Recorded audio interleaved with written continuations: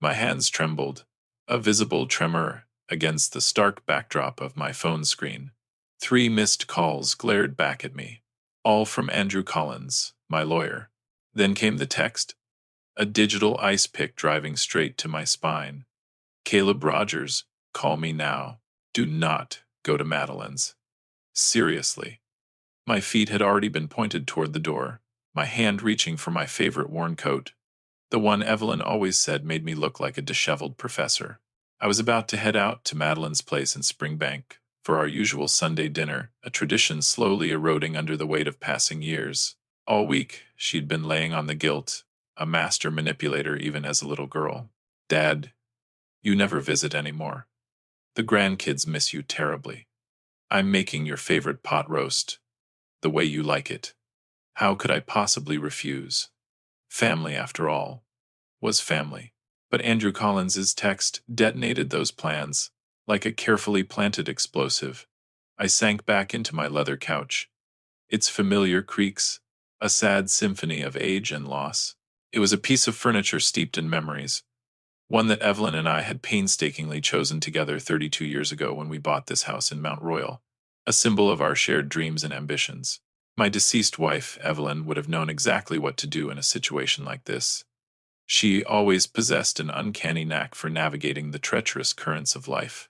But she had passed away 4 years ago, the world dimming considerably with her absence, and I'd been navigating this bewildering maze alone ever since. A solitary ship lost at sea. With trembling fingers, I dialed Andrew Collins's number, the keypad buttons seeming impossibly small and distant. Caleb Rogers, he answered, his voice professional and tightly wound, yet I detected a subtle tremor of underlying concern, a disquieting undercurrent beneath the lawyerly veneer. Where are you at the moment? Are you by yourself? I'm at home, Andrew. What's happening? You're scaring me half to death. Good. Stay put, Caleb. Lock your doors. Bolt them if you have to. I'm coming over immediately. We need to discuss something in person. Something far too sensitive to discuss over the phone. And there are some documents I need to show you.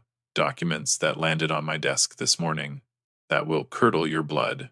20 minutes later, Andrew Collins, a man whose presence always exuded a carefully cultivated air of authority, was seated across from me at the dining table, a battlefield of polished mahogany where countless family dinners had unfolded. He spread the papers between us, as if they were crime scene evidence, the damning remnants of a terrible act, which, in a way, I suppose they were. The air in the room felt thick, heavy with unspoken dread. Caleb Rogers, 3 days ago your daughter, Madeline Brooks, and her husband, Nathaniel Hayes, filed a petition with the Court of Queen's Bench. He paused, his gaze unwavering, those serious lawyer eyes, honed over decades of legal battles, boring into me. He seemed to be searching for a flicker of understanding, or perhaps bracing himself for the explosion he knew was coming. They're requesting that you be declared mentally incompetent. They want to become your legal guardians, Caleb, and gain complete and unfettered control of all your assets. The words hit me with the force of a physical blow, a sucker punch that knocked the wind out of me and left me reeling, the room tilting precariously around me. That's insane. Utterly insane, Andrew. I'm 67 years old, not 97. I still volunteer at the food bank 3 days a week. I manage my own investments, and quite successfully, I might add. I just renewed my driver's license last month without any problems whatsoever. There was no vision test or anything.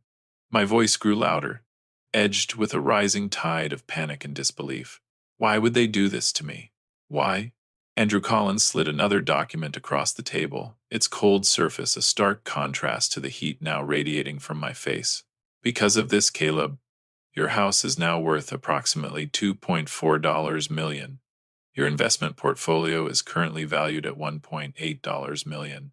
Your pension and savings bring your total estate to just over $5 million. I was aware that I was comfortably well off. Evelyn and I had worked diligently, saved every spare penny with unwavering dedication, and invested wisely over the years. I had dedicated 35 years of my life to the demanding profession of petroleum engineering before finally retiring, a profession that had rewarded our efforts handsomely. But hearing it all spelled out so clinically, so deliberately, stripped of all emotion, felt surreal, as if I were reading about the fortune of a stranger. Madeline is aware of the house's value, I said slowly, the realization dawning on me like a grim sunrise. We discussed the Calgary real estate market last Christmas. She joked that I was sitting on a gold mine. It wasn't a joke, Caleb. Andrew Collins opened his laptop with a decisive snap and turned the screen toward me, the cool light illuminating the growing horror on my face. Take a look at this. Your daughter and Nathaniel Hayes are facing significant, potentially crippling, financial difficulties. They purchased that sprawling 5,000 square foot house in Springbank Hills 3 years ago, taking out a hefty $650,000 mortgage. Then, Nathaniel, ever the gambler, convinced her to invest in his business partner's ill-fated cryptocurrency venture. They lost a staggering $400,000. Your grandson, Brandon Pierce's private school tuition alone costs $38,000 annually. Their property taxes are astronomical, reaching $22,000 each year. I stared at the screen, the numbers swimming before my eyes, my mind racing to comprehend the sheer scale of their financial woes. How do you know all this, Andrew? Their precarious financial situation is laid bare in their petition, Caleb. They're arguing, rather ironically, that they need to protect your assets from your alleged declining mental state before you make any rash or irresponsible decisions with your money. Andrew Collins looked at me with something that closely resembled pity, a sentiment I found particularly unsettling. And Caleb Rogers, they've been building a case against you for at least 6 months, meticulously crafting a narrative of incompetence. He proceeded to unveil the evidence, each piece a carefully orchestrated stab in the back. Photos of me at Safeway, seemingly looking bewildered in the cereal aisle. In reality, I was simply trying to find the specific brand of cereal Evelyn used to buy, a small, comforting ritual I still clung to. A statement from their family doctor, Dr. Patel, noting that I had seemed disoriented during a routine checkup. The truth was, I had been suffering from a particularly nasty cold that day and had momentarily forgotten which medications I was already taking. A recorded conversation where I supposedly couldn't remember my own phone number. I had simply been giving them my old number before I switched to a new provider. Every normal aspect of aging, every minor lapse in memory, every fleeting moment of confusion had been deliberately twisted and weaponized, transformed into damning evidence of irreversible cognitive decline. But this is fraud, Andrew, I said, my voice hollow, the accusation hanging in the air like a death knell. This is blatant elder abuse. They're trying to steal my life. Yes, it is, Caleb. And, unfortunately, it's becoming increasingly common. Adult children preying on their parents' estates before they even pass away, driven by greed and a shocking lack of empathy. The courts are seeing more and more of these cases, Caleb. It's a disturbing trend. Andrew Collins closed his laptop with a sigh, the screen fading to black, mirroring the bleakness of the situation. The hearing is scheduled for 2 weeks from today. They moved quickly, likely hoping to catch you completely off guard and unprepared. What will happen if they win, Andrew? What then? The question hung in the air, heavy with dread.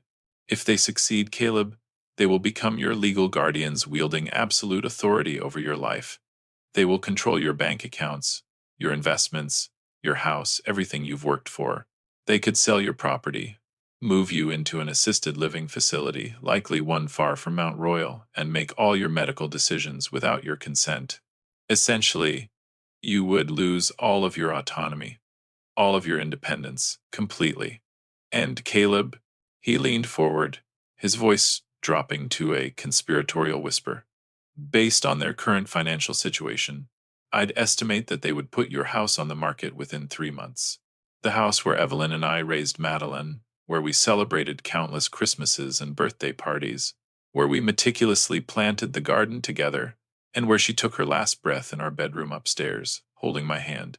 And they can't do this, Andrew, I whispered, the words barely audible. Madeline wouldn't. She's my daughter. I'm sorry, Caleb. but the evidence suggests otherwise. They've been meticulously planning this for months, perhaps even years. They waited until after you had that minor car accident last year, seizing on that incident as proof of your diminished abilities. They documented every time you forgot a name or missed an appointment, meticulously constructing a narrative of decline. I remembered the accident vividly. I had been driving home from the grocery store, minding my own business, when a reckless teenager ran a red light and T-boned me. The police report clearly stated that I was not at fault. The teenager was texting. But now, in this chilling new context, I understood why Madeline had been so insistent on accompanying me to all my doctor's appointments after that, hovering over me like a vulture, and why she had started surreptitiously taking notes on her phone whenever we spoke, documenting every perceived misstep. She had been gathering ammunition, building a case against her own father. What do I do, Andrew? Tell me. I feel completely lost, utterly betrayed, consumed by anger, and paralyzed by a profound sense of terror all at once. And Andrew Collins straightened up in his chair, his expression shifting abruptly from sympathetic to strategically calculating, the lawyer emerging from beneath the veneer of concern. We fight back, Caleb, and we fight smart. But I need to know, are you prepared for what this might entail? This is not just a legal battle. This is going to tear your family apart irrevocably. It will be a long and arduous road, filled with heartache and pain. I thought of Madeline as a little girl, climbing into my lap on Sunday mornings, her eyes wide with anticipation as I read her favorite bedtime stories, and how she had sobbed uncontrollably at Evelyn's funeral, clinging to me as if I were her only anchor in a turbulent world, and how she had told me she loved me just last week. That declaration now ringing hollow. But then I thought about what she was trying to do now. The betrayal, the calculated deception, the cold and ruthless manipulation, and the willingness to destroy her own father's dignity and independence for the sake of money. Tell me what we need to do, Andrew. I'm ready to fight. Andrew Collins smiled, but it was not a happy smile. Not a smile of genuine warmth or reassurance. It was the cold, calculating smile of a lawyer who had just been given permission to go to war, a glint of grim determination in his eyes. First, we're going to meticulously document everything, Caleb. Starting now, you will keep a detailed journal, recording what you do each day, who you speak with, every conversation you have, and every coherent decision you make, no matter how small. I want timestamps, details, and irrefutable evidence that you are of sound mind. Okay, I can do that. Second, we're going to have you evaluated by an independent psychiatrist, a specialist in geriatric mental health, not your family doctor, Dr. Patel, who they have clearly already attempted to influence. We need someone who can objectively assess your cognitive abilities and testify, without any shadow of a doubt, that you are cognitively sound. Fine. Whatever it takes. Third, and this is absolutely crucial, Caleb, you must not, under any circumstances, let them know that you are aware of their plan. You need to act as if everything is perfectly normal, as if nothing has changed. If they realize that we are onto them, they might accelerate their plans, become even more ruthless, or even attempt to destroy evidence. That seemingly innocent dinner invitation suddenly took on a sinister significance, revealing a horrible kind of sense. They wanted me there tonight for a reason, didn't they? It wasn't just a friendly get-together. I suspect that they were planning to have you sign something, Caleb, perhaps a power of attorney document slipped in among other seemingly routine papers, presented as innocuous financial planning. Or they might have even staged something, recording you having a confused episode to use as further evidence of your supposed incompetence. Be grateful you didn't go, Caleb. Who knows what could have happened? The level of manipulation was breathtaking, bordering on sociopathic. How could she do this to me, Andrew? How could my own daughter do this to me? The words came out broken, choked with emotion, and I realized that I was crying the tears of a wounded father. At 67 years old, my own child had reduced me to tears, shattered my trust, and left me questioning everything I thought I knew about family. Andrew Collins placed a reassuring hand on my shoulder, his touch surprisingly gentle. I've been practicing law for 30 years, Caleb. I've witnessed this kind of betrayal far too many times. Money changes people, Caleb, or perhaps it simply reveals who they truly were all along, stripping away the facade to expose the darkness beneath. In Olowa, over the next week, I followed Andrew Collins's instructions with unwavering dedication, clinging to his guidance like a lifeline in a raging storm. I kept detailed journals, meticulously noting everything from my morning crossword puzzle times to my volunteer shifts at the Calgary Food Bank, carefully documenting every coherent thought and action. I met with Dr. Olivia Chen, a highly respected geriatric psychiatrist, who put me through a grueling battery of cognitive tests, probing my memory, reasoning, and judgment. I scored well above average for my age group, exceeding even my own expectations. Mr. Morrison, Doctor, Chen said after our third session, her voice calm and reassuring, I can state with complete professional confidence, based on the evidence, that you show absolutely no signs of cognitive decline, dementia, or any other form of mental incompetence. Your memory is excellent, your reasoning is sharp, and your judgment is sound. In fact, you're sharper than many people half your age. But the most agonizingly difficult part was pretending that everything was normal with Madeline, maintaining the charade, knowing that she was actively plotting against me, preparing to steal my life. She called me on Wednesday, her voice dripping with saccharine sweetness, a performance worthy of an Oscar. Dad, I'm so incredibly sorry about Sunday. Derek's mother had a fall, and we had to rush over. Can we reschedule for this weekend? I'll make sure nothing interferes this time. Of course, sweetheart, I said, forcing the endearment, the word tasting like ash in my mouth. Is she okay? Oh, she's fine, Dad. You know how dramatic she can be. Madeline laughed, that familiar sound that I had loved my entire life, now tainted with the bitter taste of betrayal. Actually, Dad, while I have you on the phone, Derek and I wanted to talk to you about setting up a trust, for estate planning, just to make sure that everything's organized in case, well, we're not getting any younger. She was still trying. Even knowing that I had a lawyer, even with the court date rapidly approaching, she was still shamelessly trying to manipulate me into giving her legal control over my assets, driven by greed and a shocking disregard for her own father. That sounds like a good idea, Madeline, I said carefully, choosing my words with the precision of a surgeon. Let me think about it. Do a little research. Don't think too long, Dad. These things are time-sensitive. You never know what might happen. Was that a veiled threat? I could no longer tell what was genuine and what was calculated, what was love and what was a meticulously crafted deception. That night, my grandson, Brandon Pierce, called me, his voice unusually subdued. He was 15, a good kid, or at least I had always thought he was. A bright and promising young man. Grandpa Caleb Rogers, can I come over? I need to talk to you, alone. Of course, Brandon Pierce, is everything okay? You sound worried. Just, I need to see you, please. It's important. He arrived 20 minutes later on his bicycle, his face flushed from the exertion, his eyes wide with a mixture of fear and determination. He looked scared, like a cornered animal. Grandpa, I need to show you something, but you have to promise me, you have to swear that you won't tell Mom and Dad that I told you that I showed you this. My heart sank like a stone in the pit of my stomach. Brandon Pierce, what is it? You're scaring me. He pulled out his phone with shaky hands, his fingers trembling as he navigated the screen. I heard them talking last week, Grandpa, Mom, and Dad. They didn't know I was home. I recorded it. I'm sorry, Grandpa. I know it's wrong, but after I heard what they were saying, I thought you should know. You deserve to know what they're planning. He hit play, and my daughter's voice filled my kitchen, cold and calculating, telling Derek, the hearing is in 2 weeks. Andrew Collins might be his lawyer, but we have Dr. Patel's statement. We have the photos. We have everything meticulously documented. Derek's voice responded, laced with a hint of doubt. What if your dad fights it? Madeline. What if he sees through our plan? With what, Derek? We've been systematic, every instance of forgetfulness, every missed appointment, every time he seemed confused.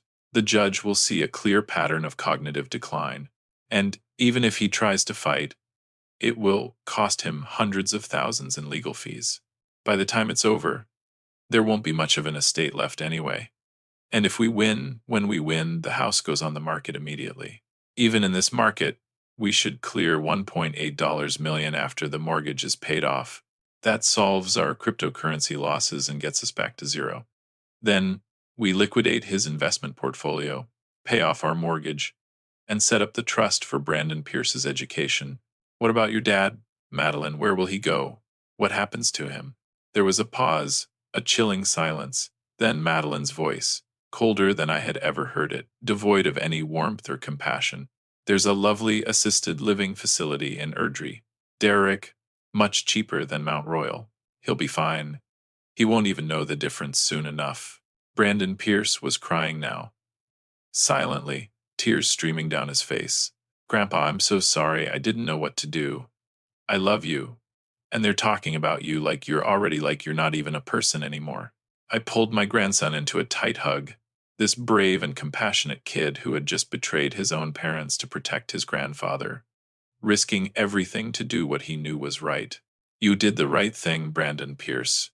You did exactly the right thing. Are they really going to take my house? The house where you and Grandma lived, where you grew up? Not if I can help it, Grandpa. Not if I can help it. I called Andrew Collins immediately, my voice trembling with a mixture of rage and gratitude. When he heard the recording, he was silent for a long moment, the weight of the revelation hanging heavy in the air. Caleb Rogers, this changes everything. Absolutely everything. This is direct, irrefutable evidence of fraud and elder abuse. Solid proof that can't be denied.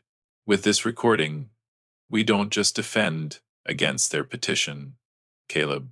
We go on the offense. We turn the tables. What do you mean, Andrew? What can we do? I mean that we're filing a counterclaim, Caleb. Fraud, attempted financial exploitation of a vulnerable person, conspiracy to commit theft. And Caleb Rogers, we're going to make damn sure that every judge in the Queen's Bench knows exactly what your daughter and her husband tried to do to you. We'll expose them for who they really are. The hearing arrived faster than I wanted it to, looming over me like a dark cloud.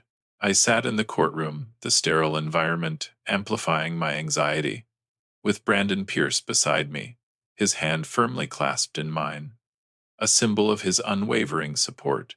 Across the aisle, Madeline and Derek sat with their lawyer, a slick-looking man in an expensive suit, exuding an air of smug confidence.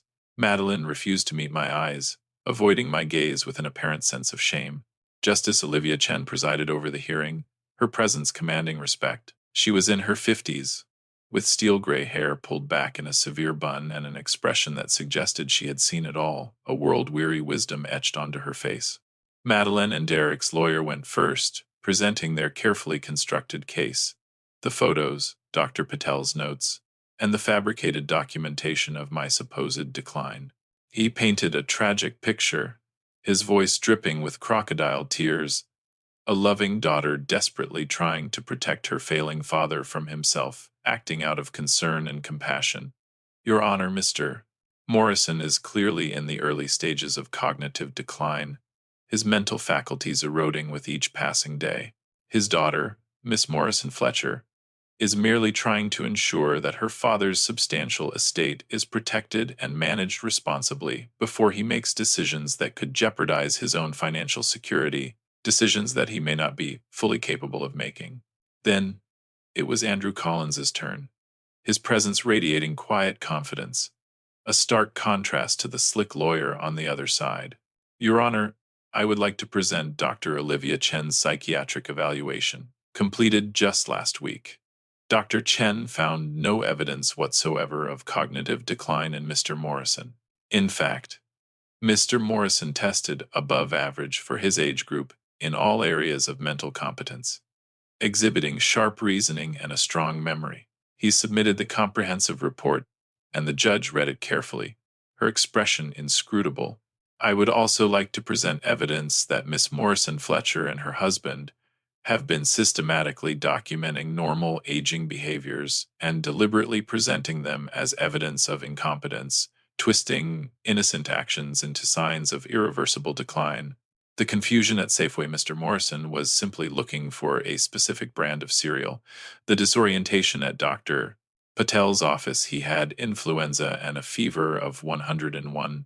The forgotten phone number. He had recently changed providers and was still adjusting to the new number.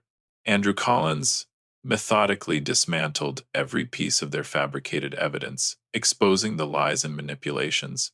But, Your Honor, most importantly, I have irrefutable evidence of the true motive behind this petition. Evidence that clearly demonstrates the greed and malice that fueled this entire scheme. He paused for dramatic effect, then played Brandon Pierce's recording. In the silent courtroom, Madeline and Derek's voices echoed, cold and calculating, discussing my estate as if I were already dead, their words dripping with avarice and a shocking lack of empathy. House goes on the market immediately. Liquidate his investment portfolio. He won't even know the difference soon enough. The judge's expression hardened with each word, her eyes narrowing as she listened to the damning evidence. When the recording ended, Andrew Collins continued, his voice ringing with righteous indignation. Your Honor, this isn't a loving daughter protecting her father. This is a premeditated attempt at financial exploitation, a blatant act of elder abuse. Miss Morrison Fletcher and her husband are in severe financial distress due to a series of bad investments, fueled by reckless greed. They stand to gain over $5 million by having Mr. Morrison declared incompetent.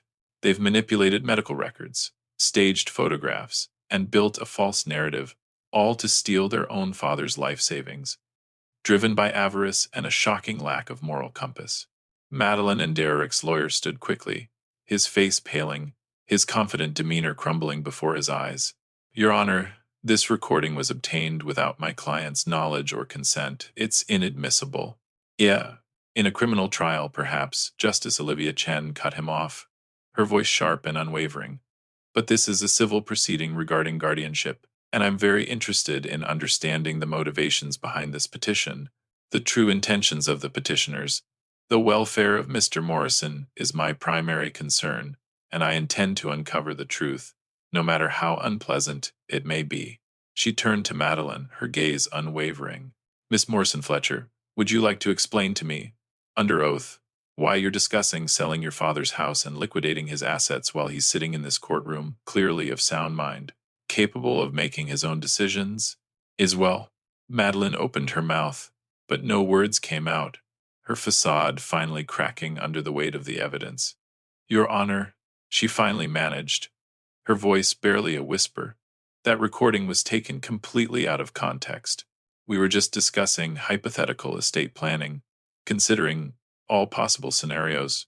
Hypothetical estate planning that involves putting your father in a lovely assisted living facility in Erdry while you pocket nearly $2 million from selling his home.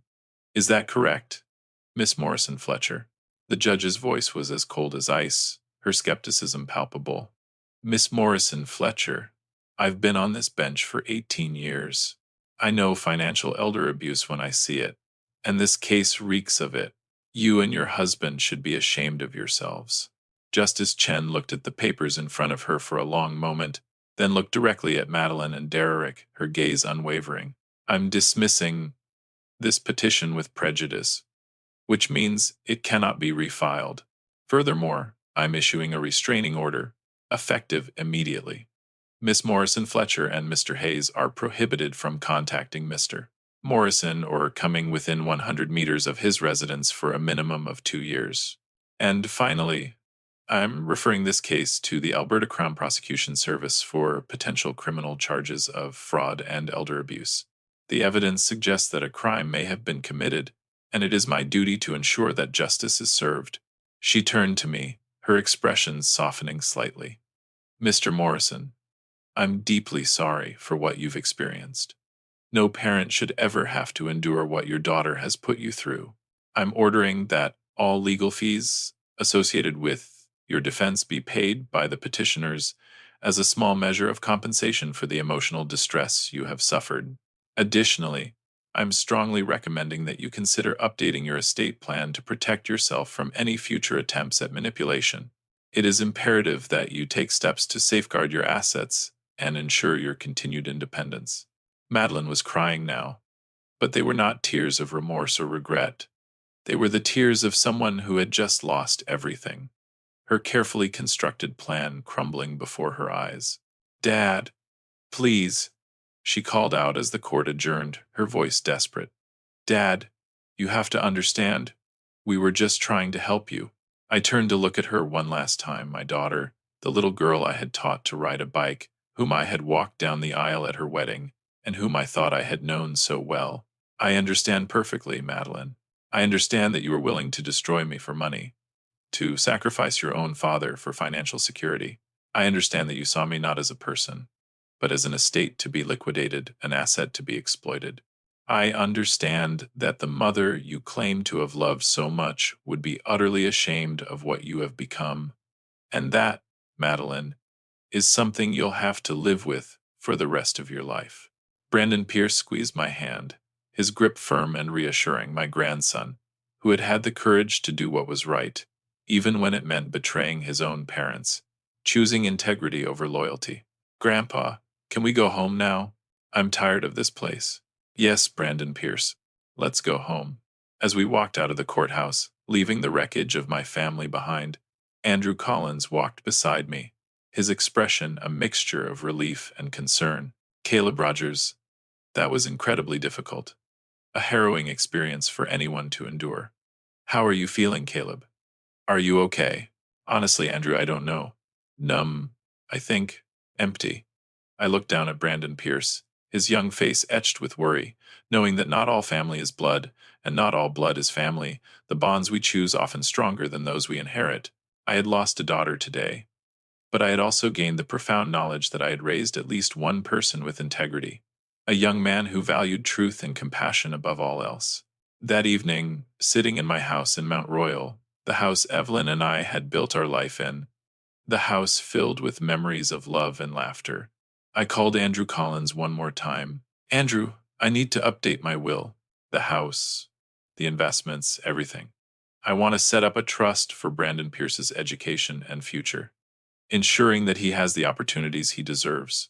Madeline gets absolutely nothing, not a single dollar. She made her choice, and she must live with the consequences. It is. Are you sure, Caleb? This is a permanent decision, one you can't take back. I'm very sure, Andrew, and I want it explicitly stated in the will why. I want the will to detail exactly what she tried to do, all the manipulations and lies, so that if she ever tries to contest it, a judge will know the full story, the full extent of her betrayal. Consider it done, Caleb. I'll draft the new will immediately. Brandon Pierce moved in with me a week later, bringing with him a sense of youthful energy that had been missing from my life since Evelyn's passing. His parents had kicked him out when they discovered that he had recorded them, their anger and disappointment outweighing any sense of remorse or understanding. At 15 years old, they had chosen money over their own son, their priorities tragically misplaced. But I had a big house, filled with empty rooms, and a bigger heart, overflowing with love to give. And Brandon Pierce needed someone who would put him first, someone who would cherish him for who he was, not for what he could provide. We established a new routine, a comforting rhythm that filled the void in my life. Breakfast together before school, homework at the dining table in the evenings, and weekend trips to the mountains, exploring the natural beauty of Alberta. Brandon Pierce helped me in the garden, patiently planting vegetables where Evelyn used to meticulously tend to her beloved roses, filling the space with new life and vibrant color. Grandpa, he asked one Saturday morning as we were pulling weeds, his brow furrowed in thought, do you ever forgive her, Mom? I sat back on my heels, considering the question carefully, searching for an honest answer. Forgiveness isn't about them, Brandon Pierce. It's about not letting their actions poison what's left of your life, not letting bitterness consume you. Do I forgive what your mother tried to do? No. Will I ever have a relationship with her again? Probably not. But I won't spend my remaining years consumed by anger and bitterness, replaying the past in my head. I've got too much living left to do, and now I've got you to help me do it, to fill my life with joy and purpose. 6 months later, Brandon Pierce and I stood in the garden together, admiring the newly installed plaque, a tribute to Evelyn's memory. Her name was engraved in elegant script, along with her dates of birth and death, and a quote we had chosen together, a sentiment that perfectly captured our evolving understanding of family. Family is not always blood. It's the people who stand by you when everyone else walks away. Do you think Grandma would have liked this, Grandpa? Brandon Pierce asked, his voice soft with emotion. I think your grandmother would have loved it, Brandon, and she would have been so incredibly proud of you, proud of the kind and compassionate young man you've become. My phone rang, interrupting our quiet moment of reflection. It was Andrew Collins, his voice urgent. Caleb Rogers, I thought you should know. The Crown decided to file charges against Madeline and Derrick. They pleaded guilty to attempted fraud, hoping to avoid a lengthy trial and minimize the damage to their reputation. They received suspended sentences and 2 years probation.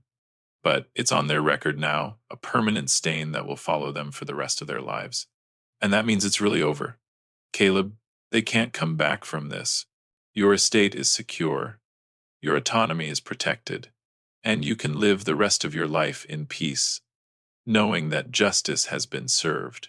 I looked at Brandon Pierce, who was carefully watering the vegetables that we had planted together, his face serene, his presence a constant reminder of the enduring power of love and loyalty, my grandson, who had saved me and whom I got to save in return, a bond forged in the fires of adversity. Thank you, Andrew, for everything. I don't know what I would have done without you. That night, as Brandon Pierce did his homework at the dining table and I read beside him, the comforting silence punctuated by the gentle scratching of his pencil, I realized something profound. Madeline had tried to take everything from me, my home, my money, my dignity, and my independence. But what she had actually done in her misguided quest for financial security was show me what really mattered, what truly held value in this world. Not the house worth $2.4 million, though I was grateful to keep it, and not the investment portfolio or the bank accounts. What mattered was the person sitting across from me, chewing his pencil as he worked through algebra problems, a young man who had chosen to stand by my side when everyone else had walked away. Family was not about blood or obligation or inheritance. It was about the people who showed up when everything fell apart, the people who offered unwavering support and unconditional love, the people who made you feel safe and cherished. It was about a 15-year-old kid who had risked everything to do the right thing, who had chosen integrity over loyalty, proving that courage and compassion could still exist in the youngest generation. It was about second chances and new beginnings, about finding joy and purpose in the unexpected corners of life. Evelyn used to say that people show you who they really are when there's something to lose, when the stakes are high and the pressure is on. Madeline showed me that she was willing to sacrifice her own father for financial security, a devastating revelation that shattered my illusions. But Brandon Pierce showed me that courage and integrity could still exist in the youngest generation, even when it cost him everything, a testament to the enduring power of the human spirit. I'm 67 years old now, and I've learned more in the past 6 months than I did in the previous 67 years. I've learned that trust is earned, not given, that actions speak louder than words, and that true family is forged in the crucible of adversity. I've learned that it is never too late to begin again. I came to understand that those who profess the deepest love can, paradoxically, inflict the most profound wounds. It became clear that true affection isn't demonstrated through mere words. It's etched in the actions taken when no one is watching, the quiet sacrifices made behind closed doors. Above all, I learned that it's never too late to find your voice and stand your ground. Vulnerability isn't a sign of weakness. It's an act of courage to expose your true self. Asking for help is not an admission of defeat, but a demonstration of strength. And pushing back against those who seek to exploit your trust and vulnerability is not an act of vengeance, but a primal act of self-preservation, a shield against those who would seek to diminish you. To anyone facing a similar storm, let me offer this beacon of hope. If your own family is attempting to strip you of your agency, seeking legal guardianship in a calculated bid to control your life and pilfer the assets you've toiled to acquire, fight back with every fiber of your being. Seek the counsel of a seasoned attorney, one who understands the nuances of elder law and the insidious nature of familial betrayal. Document everything with meticulous detail, creating a paper trail that exposes their deceitful machinations. Trust your gut, that inner compass that guides you through the darkest of times. Never forget that your worth transcends your financial holdings. It resides in the very essence of who you are. You are not irrational, you are not disoriented, and you are certainly not succumbing to paranoia. If someone is deliberately trying to undermine your capabilities, to paint you as incapable. Know that their motives are driven by self-interest, not your well-being. They see you as a means to an end, a stepping stone to their own personal enrichment. And for those adult children of aging parents who might be reading this, let me offer a sobering reminder. An inheritance is only yours when it's freely and willingly given. Your parents are under no obligation to bequeath you their home, their savings, or any other asset they've accumulated over a lifetime. They retain the right to determine the disposition of their property, to allocate it as they see fit. Attempting to seize it through manipulation, coercion, or legal chicanery might line your pockets in the short term, but it comes at a far greater cost. The erosion of your integrity, the severing of familial bonds, and the haunting weight of guilt that will linger long after the money is spent. Madeline Brooks spent 18 long, agonizing months weaving her intricate web of deceit, manipulating those around her in a calculated bid to inherit a vast fortune. But at what ultimate price? She lost the trust and affection of her own father, the respect of her son, the esteem of her community, and, perhaps most tragically, her own self-respect. Was this Faustian bargain truly worth the cost? That's a question only she can answer, but I suspect that deep down, in the quiet solitude of her conscience, she already knows the devastating truth. As for me, I have a grandson to nurture, a garden to cultivate, and a full, vibrant life that stretches before me like a verdant landscape. The house in Mount Royal is far more than just a valuable piece of real estate, a mere collection of bricks and mortar. It's home, a sanctuary where Brandon Pierce is learning the true meaning of honor and integrity, where the memory of Evelyn Carter lives on in every sun-drenched room and whispering corner, where justice ultimately prevailed against the forces of greed and deception, and where the very definition of family was forged anew in the crucible of adversity. And that, my friends, is an inheritance worth far more than all the money in the world. I thought about my job offer, and the opportunity it represented for her to become someone new, someone better. And I thought about myself, Andrew Blake, 63 years old, former CFO, convicted felon, tax preparer, and now, ridiculously, the owner of a $185 million empire. What would I do with it all? The answer came slowly, but with unwavering clarity. I would do exactly what Margaret had asked of me, keep the company running, ensure that it was run ethically, and make it a company that was truly worth inheriting. But I would also do much more. I would use the money to create second chances for others, establishing scholarships for ex-offenders, job training programs for those re-entering society, comprehensive rehabilitation programs, and access to affordable legal aid for those who couldn't afford proper representation, all the things I had desperately wished had existed 12 years ago, when I walked out of prison with nothing but a tarnished record and a deep sense of despair. I would transform Brennan Technologies into a proving ground for Sophie Carter. Not a handout, but a genuine opportunity for her to learn to lead with integrity instead of ambition, a place for her to earn what had been taken from her. And I would keep my humble Vancouver apartment, my simple life, my small accounting practice, because those things were real in a way that wealth never could be earned, chosen, lived, mine in a way that inherited money never would be. The check for Sophie Carter's first paycheck would be worth far more than any inheritance, the first dollar she had ever truly earned, free from her mother's shadow and her father's sacrifice. Maybe she would understand that, and maybe she wouldn't. Maybe she would reject the job offer, the opportunity to start over, the chance to build a new life. It would hurt, but it would ultimately be her choice, her life, her mistakes, her path. I couldn't save her any more than Margaret could have saved me from my own choices, or I could have saved Margaret from hers. We all have to walk our own roads, make our own decisions, and live with the consequences that inevitably follow. But I could offer her a map, a starting point, a first step in the right direction. The rest would be up to her. I stood up, left money on the table for the coffee and a generous tip, and walked out into the crisp autumn sunshine. The air was cold but clean, carrying the scent of car exhaust, roasting chestnuts, and the promise of new beginnings. But first, there was one more stop I needed to make. Mount Pleasant Cemetery was quiet.